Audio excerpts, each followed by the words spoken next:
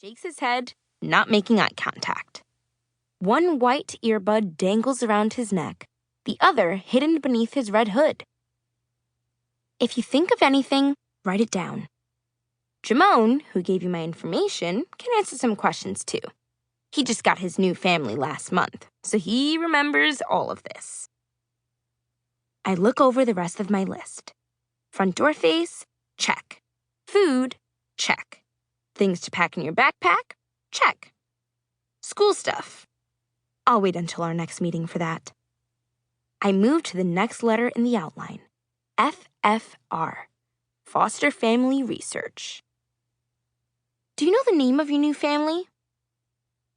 Alma Graves. Spooky. I don't recognize the name, but give me a few days to ask around and see what I can find out. I'll Google her tonight, too. When are they going to place you? He shrugs. Lenny says next week. I know Lenny.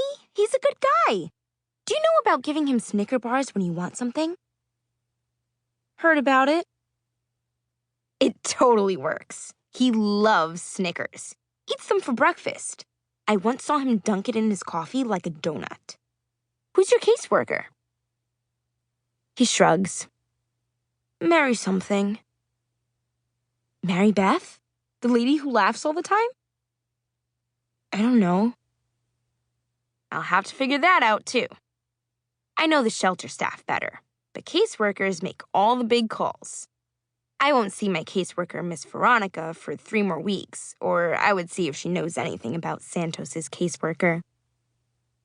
I close my notebook and pull out the calendar I made in yearbook class. I use the library's color printer without permission, but color looks more professional than black and white. Since you move sometime next week, how about I see you next Wednesday, right after school? Yeah, all right.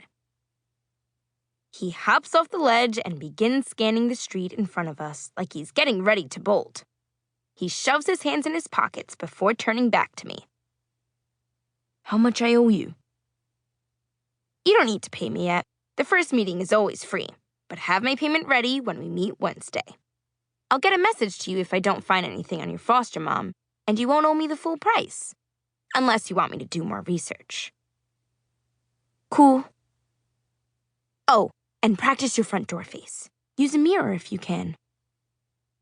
He nods and then looks both ways before running across the street, his hands clasping the bottom straps of his backpack so it doesn't bounce on his back. I wonder where he's running to. I carefully tuck my calendar into my work notebook, sliding both in the hot pink backpack I've covered with Sharpie doodles of stars and moons to hide its Barbie-like hideousness. As I'm zipping it, I hear my name from behind me. It's my foster mom's son, Hamilton Jennings, ready to walk me home. Hamilton's baritone taps against the sidewalk every few beats, marking the tempo like his very own metronome. I don't know why he picked such a big instrument when he's one of the smallest kids in 7th grade.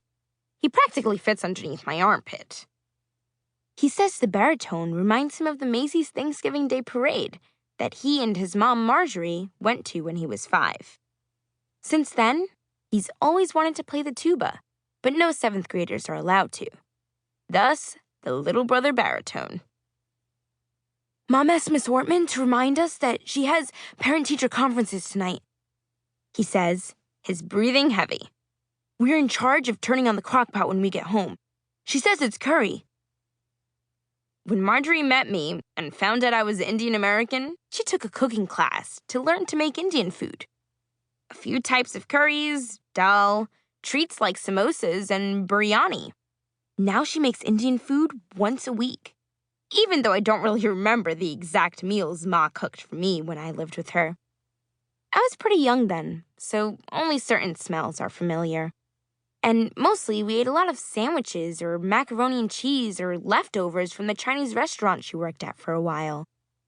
Hamilton doesn't like all the spices in Indian food, so he just eats the naan with peanut butter and jelly.